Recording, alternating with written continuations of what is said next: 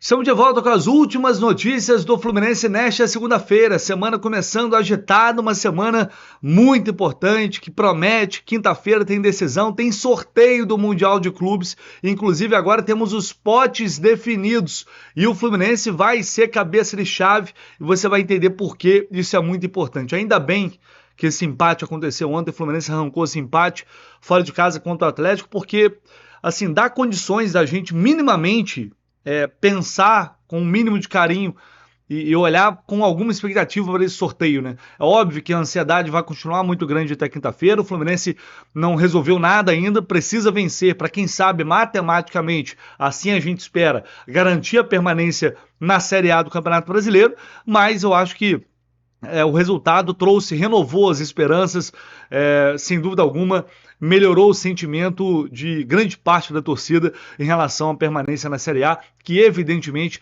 é o mais importante neste momento. Vou te pedir aquela moral de sempre no like, é de graça, 0800, custa nada, absolutamente nada, você ir no botãozinho do like aqui, clicar, deixar seu comentário, se inscrever aqui no canal se você está inscrito, recomende o canal do Leste para todo mundo que você conhece também e ative as notificações, porque isso também é muito importante, você não perde nenhum conteúdo e fica por dentro de tudo que acontece no Fluminense. E eu vou começar, olha só essa notícia aqui, finalmente saiu a rescisão de contrato entre Marcelo e Fluminense, foi publicada no BID da CBF, post aqui do Cauã Tinoco. Agora sim, de maneira oficial, o Marcelo não é mais jogador do Fluminense. Tinha algumas pendências aí jurídicas, questões burocráticas que estavam sendo debatidas. Você imagina como foi o clima dessa rescisão de contrato entre as duas partes. O Fluminense tinha que cumprir mais algumas coisas. Então, enfim, muita coisa ali foi debatida nesses últimos dias e agora a gente já tem de fato a rescisão oficial publicada no BID da CBF. A gente já falou muito sobre Marcelo, acho que não tem muito mais o que acrescentar. É fato que é lamentável ele ter saído dessa forma. Acho que ninguém poderia imaginar isso, nem ele, acredito.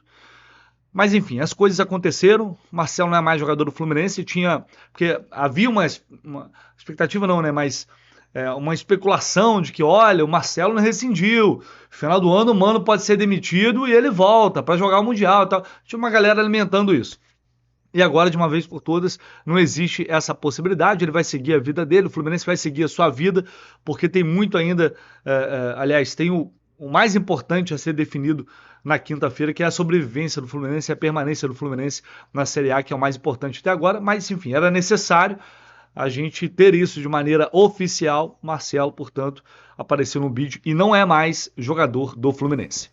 Bom, vou trazer uma informação para vocês agora que foi publicada pelo Lance, pelo Lancenet, na página do Lance no Instagram. E essa informação é do Paulo Caravina, que é um especialista em arbitragem do Lance. E ele simplesmente afirmou, cravou, que o Rafael Claus se recusou a revisar a expulsão absurda de Paulo Henrique Ganso, ocorrida ontem à noite lá na Liga Arena. Olha só, vamos primeiro ver o que ele disse aqui, para a gente entender exatamente o que aconteceu naquele momento e por que Rafael Claus não foi ao VAR.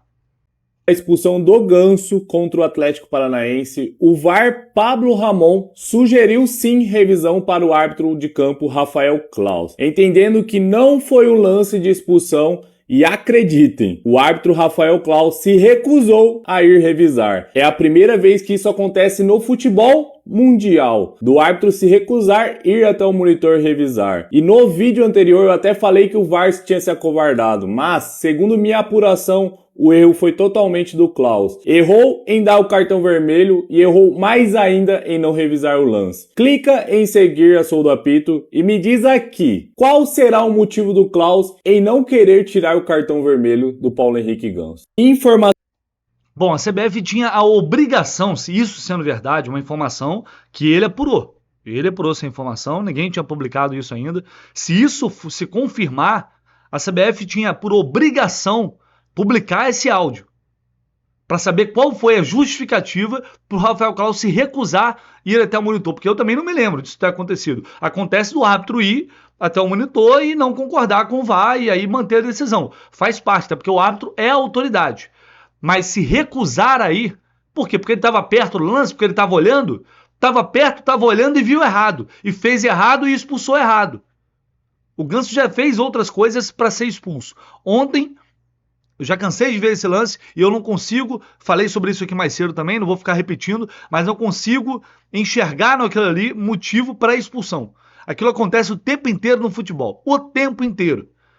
O Ganso deu um empurrão, é verdade, merecia um cartão amarelo, mas tirar um jogador de campo por aquilo, o Calombe fazendo uma cera do caramba, um drama do cacete, é um absurdo. Se ele se recusou a ir até foi chamado, se recusou, é um escândalo maior ainda. E aí só prova a má intenção, a má vontade que esse sujeito tem.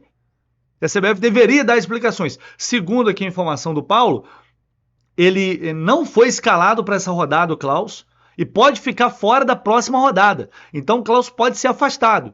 Seria uma medida, mas ainda assim eu queria muito ver a explicação. Se realmente isso se confirmar, ele tem que ser afastado mesmo, tomar é o mínimo. Mas eu queria entender, eu queria ouvir o que disse o Rafael Klaus, para ele se recusar ir até o VAR e, portanto, modificar essa decisão de expulsar o Paulo Henrique Ganso. Realmente seria uma novidade e tanto para completar ainda mais o absurdo que foi essa expulsão ontem lá na Liga Arena. Vamos ver se a CBF vai ter coragem de publicar esse áudio. Agora, vou te falar uma coisa, até ele fala que será o fim da era CNM. Que trabalho horroroso, que trabalho ridículo, né? Se a CBF fosse minimamente séria, já teria trocado pelo menos o presidente. Vai vir outro, vai ser a mesma coisa. Não sei. Mas esse trabalho, o trabalho da comissão de arbitragem, é uma vergonha no seu CNM. Essa que é a verdade. É uma vergonha. E aí, vamos lá. Fluminense Cuiabá, quinta-feira. Quem vai apitar o jogo? Rafael Klein, o gaúcho Rafael Klein. Ele só apitou um jogo do Fluminense até hoje. O Fla-Flu, deixando o Campeonato Brasileiro. O Fluminense perdeu por 1-0. E aí, olha só o pênalti que o nosso amigo marcou. Vocês lembram do pênalti que ele marcou? Vocês lembram? E aí? Pênalti gravíssimo, né? Pois é. De que alegaram ele em cima do Bruno Henrique. O Fla-Flu do primeiro turno do Campeonato Brasileiro. O Rafael Klein era o árbitro do jogo e deu esse pênalti aí no Maracanã. Tá bom, o que mais? Pior que eu ia falar, Rafael Klein, cara, eu já vi esse cara apitar algumas vezes e eu me lembro de ter, assim, de achar ele razoável, tá bom. Mas eu não lembrava que era ele nesse jogo aí. Realmente eu não lembrava. Meus amigos, não tá fácil não. Aturar essa arbitragem da CBF é muito complicado, é muito difícil. E quinta-feira é uma final de campeonato. Eu espero que esse cara possa fazer... Aliás, eu espero que nem apareça.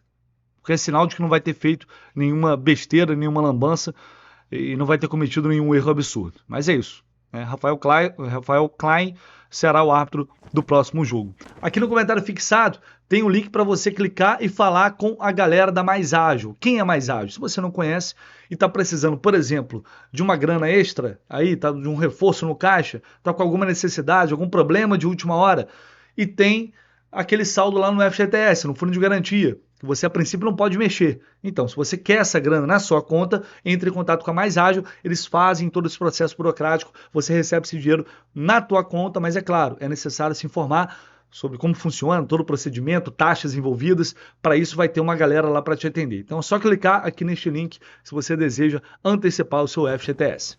E para a gente fechar aqui, a Cazé TV informou que, vou até reduzir aqui porque está fora da imagem, que a FIFA já definiu os potes do sorteio do Mundial de Clubes, Mundial 2025. E o Fluminense está no pote 1, com a vitória do Botafogo. Na final da Libertadores, o Botafogo está atrás do Fluminense no ranking.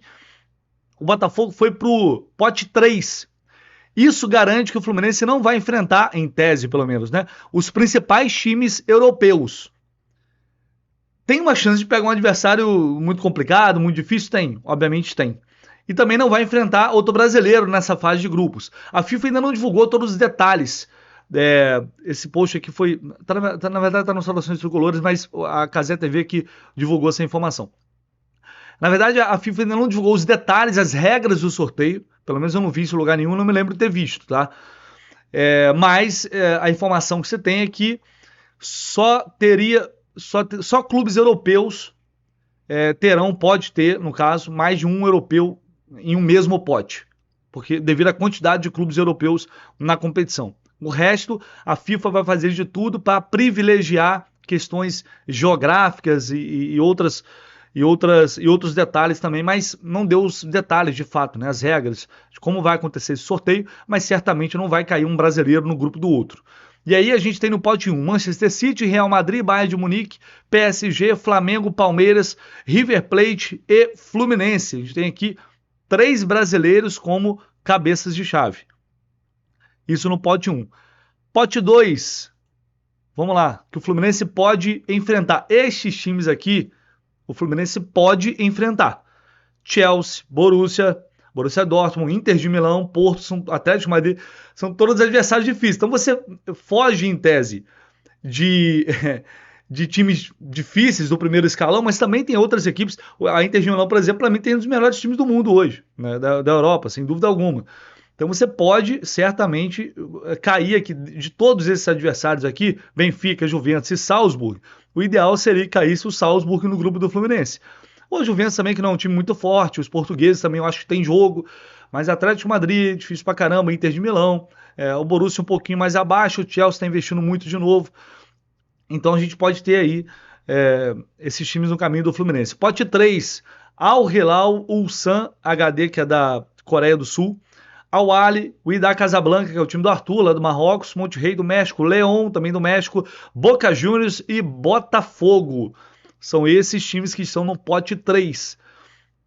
Pote 4, Ural Ahed, que é do Japão, o Al Ain dos Emirados, o Esperance de Tunísia, o Mamelodi Sundowns, que é da África do Sul, Pachuca também do México, Seattle Sounders, Auckland City, Seattle Sounders da MLS, assim como o Inter Miami e o Auckland City, que é da Nova Zelândia. Então, de cara aqui, começando pelo pote 4, esse aqui eu acho que o Fluminense, se tivesse um time competitivo, não tem nenhum grande bicho-papão que você pode pegar. Podemos ter para frente Luis Soares e Messi, simplesmente, no Inter Miami. Imagine Messi para cima do Diogo Barbosa, gente. Só pense nessa cena. Poderemos ter. Seattle, Pachuca, todas essas outras equipes aqui são adversários bem mais acessíveis, indiscutivelmente. Você vai para o pote 3... tirando o Botafogo, não sei se o Boca Juniors, se clubes da Conmebol poderão cair no mesmo grupo. Vai para León, Monterrey, times mexicanos são sempre, tem que sempre ficar com o pé atrás, né? Porque costumam ter equipes qualificadas. O Wydad é um clube de muita torcida lá no Marrocos. O Al Ahly nem se fala, no Egito, gigantesco. Enfrentou o Fluminense no último Mundial de Clubes. Tem time forte. O Ulsan da Coreia do Sul arriscaria pegar esse aqui para ficar mais tranquilo. Em termos de pote 3, seria ótimo, né? Seria ótimo. O Al Hilal também é uma equipe, tem Neymar, tem vários outros jogadores muito conhecidos por lá. Bem, tem Neymar, não sei, né? Se vai voltar, se vai jogar, mas enfim, é o Al Hilal do Jorge Jesus, com muitos jogadores conhecidos aí do futebol mundial, inclusive brasileiros.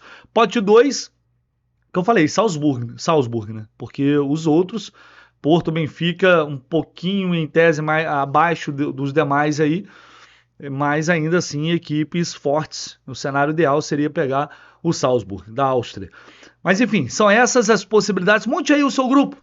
Vamos lá, vamos montar o meu grupo aqui, de cara, meu grupo favorito. Né? Do pote 2, pegaria o Salzburg. Pote 3, vamos lá, o Ulsan para facilitar um pouco. E pote 4, aí, vamos lá, temos Salzburg, Ulsan, o Inter Miami, para entretenimento, para ter Messi, jogar contra o Messi, porque o Inter não é um time... os times MLS têm uma competitividade um pouco mais abaixo. Então, se você pensar em um pouco mais de emoção, pode ser o Inter Miami. Agora, se quer, em tese, mais facilidade, aí vai para o japonês, vai para o sul-africano, vai para a Tunísia, enfim, ou o Seattle, que é o outro time da MLS.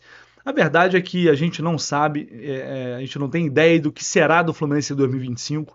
Tem muita coisa para acontecer até lá. Primeiro é ficar na Série A, depois montar um time decente. E no meio do ano já vai ser outra realidade em relação ao time que vai começar o ano. Então é muito difícil imaginar aqui agora. A gente vai projetar, obviamente, é impossível não fazer. A gente vai fazer, mas a verdade é que, enfim, depois que a gente conhecer os grupos, e quinta-feira a gente vai conhecer, já vai criar aquela ansiedade, aquela expectativa, a gente vai debater, vai falar sobre os adversários, mas há uma longa estrada até esse Mundial de Clubes 2025 nos Estados Unidos. Mas é isso, pessoal. Vou ficando por aqui. Deixa aí o seu like, se inscreva aqui no canal. Não se esqueça, por favor. Conto com vocês, estamos juntos e assim que possível voltamos com mais informações.